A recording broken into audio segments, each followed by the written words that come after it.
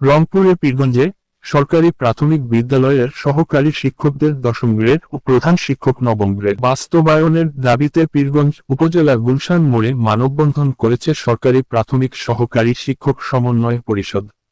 আজ বুধবার বিকাল 4টায় গুলশান মোড়ে মানববন্ধন কর্মসূচি অনুষ্ঠিত হয়।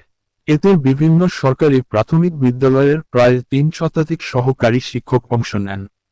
মানববন্ধন কর্মসূচি পালন শেষে শিক্ষকদের 7 সদস্যের একটি প্রতিনিধি দল পীরগঞ্জ উপজেলা নির্বাহী কর্মকর্তা ইকবাল হাসানকে স্মারকলিপি দেন।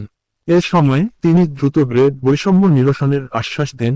এ সময় বক্তব্য রাখেন প্রাথমিক সহকারী শিক্ষক সমন্বয় পরিষদের প্রধান সমন্বয়ক কেন্দ্রীয় সহ-সভাপতি রফিকুল ইসলাম বলেন, আমরা একই যোগ্যতায় সরকারি প্রাথমিক বিদ্যালয়ের শিক্ষক হয়েও 3য় শ্রেণীর গ্রেডে বেতন পাচ্ছি।